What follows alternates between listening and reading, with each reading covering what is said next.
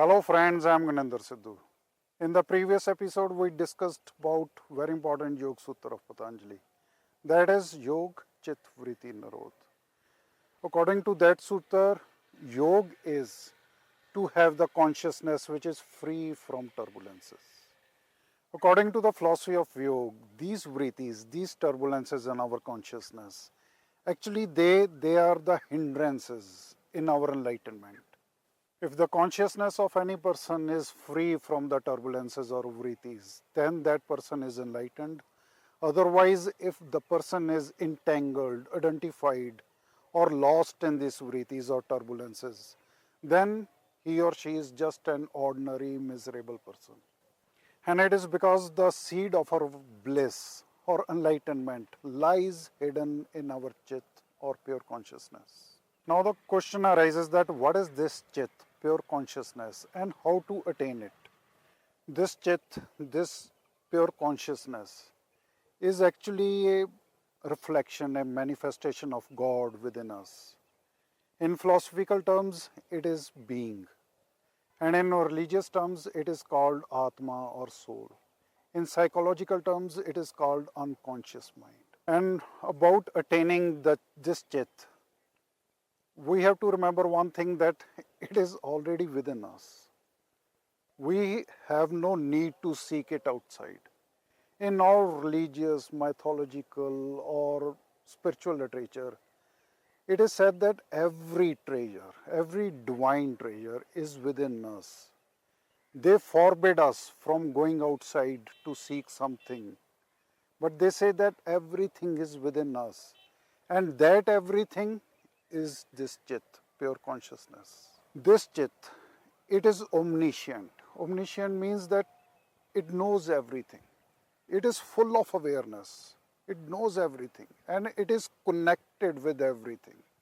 That is the power of our chit. And whenever we are connected with our chit, then we are actually connected with outer reality. Both are in synchronicity.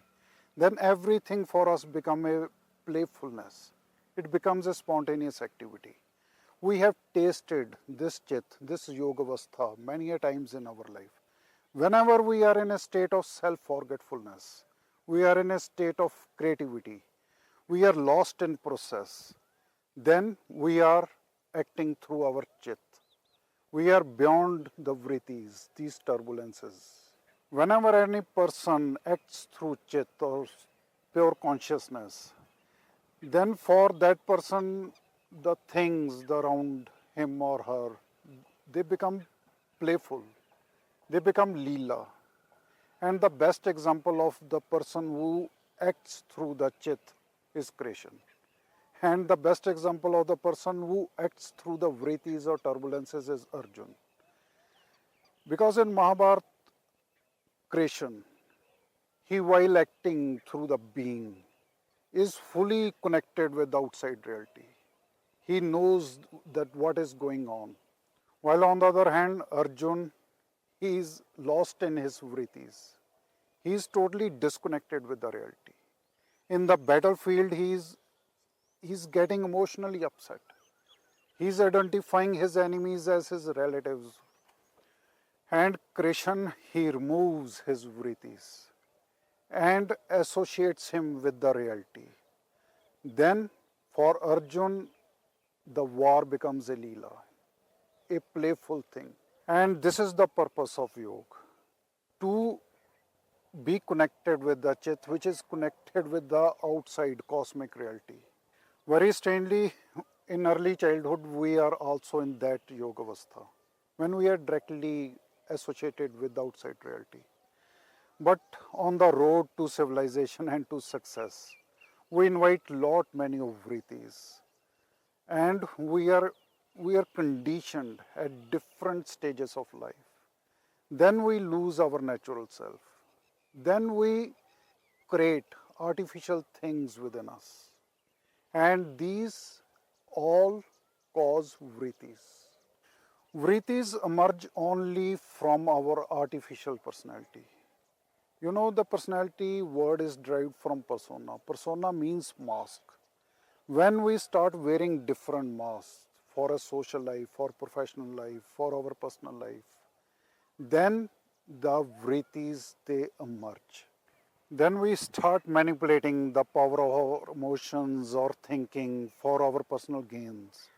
But in that manipulation, we get lost. We forgot that what is our natural and what is artificial. And our own manipulations, they lead to the chaos of emotions and thoughts. And this is what Mahatma Buddha used to call Kalesh. Kalesh is a chain reaction. And we get lost in that chain reaction, and this is the impact of vrittis on us. Then we totally lose connection with our natural being, which is our chit. And whole discipline of yoga is to restore that connection with our own chit. And the whole effort of yoga is to remove all these manipulations, cunningness that we do with our own self, and to restore our childhood innocence. And this death of our artificiality, cunningness, and manipulation is called Dvij. Dvij is to be born again, to our natural self. But this state of regaining of innocence after Dvij is far superior than that of childhood. Because in that state, the yogi is fully conscious about the bliss, while the child is ignorant about his or her bliss. So, yoga is to be blissful and to be conscious about that bliss. We can always touch or taste our bliss or this chit in our own unique way. But I follow certain techniques to have a glimpse of my chit, which I am going to share with you. My first technique is derived from Shiv Tantra, and according to that technique, that first of all stop breathing, hold your breath, and when you hold your breath, the movement of mind, the thinking process, it stops, because there is some uncanny connection between our breathing and our thought process. And when this thought process stops, then just keep looking where you are looking. And very soon you will realize that you are seeing a very bright colors in everything. You are able to listen to the sounds from very far distance. And you can feel the wind to the minutest detail around you. And this becomes possible because at that moment we are not lost in vrittis. We are not lost in our emotions or in thought process. Otherwise, what happens that a kind of a web series is going on in front of our mind. And we just look, but we don't see anything. So when this thought process, the emotions, when they stop, then we can see the real reality. The second thing that I follow is what Austrian philosopher Wittgenstein used to say: don't think, just look. And for that, we need to sit like animals. Have you seen animals? They just look, but they are not thinking anything. And when you just look and don't think anything, then miracles happen. Your observation, you will realize that actually your being is receiving everything. It is knowing everything. The third thing that I follow is what Osho calls that dissolve your being in whatever you see or whatever you listen. And when you dissolve in this manner, then your being, your chit gets reflected, and it establishes the natural connection with what is happening outside. I remember that once I went to Harmandir Sahib and I was sitting beside that Sarovar, and a very soothing music of Kirtan was there. And I, I dissolved myself in the sound of that music. And it was so magical. It was as if a river of blissfulness is flowing within myself.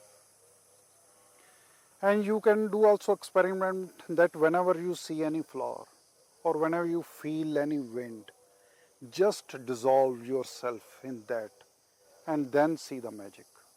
Another interesting thing that I follow is also from Osho. He says that experiment, that sit in any marketplace or a crowded place and feel that as if you don't exist. And when, when you feel, then you lose all the burden of your existence. Then just keep observing the things in front of you. Then you can feel the reflection of your own chit and its connection even with the crowd. This is how I keep gathering the glimpses of that bliss. These are my small investments. And this is the maximum that an ordinary person like me can achieve. And we are just in the bliss on temporary or on ad hoc basis, doing just small investments. While the true yogi is a banker, he or she is permanently in bliss. And whenever any one of us will keep floating permanently in that ocean of bliss, then that person will be a true yogi. With these words, I conclude this episode here. Thank you.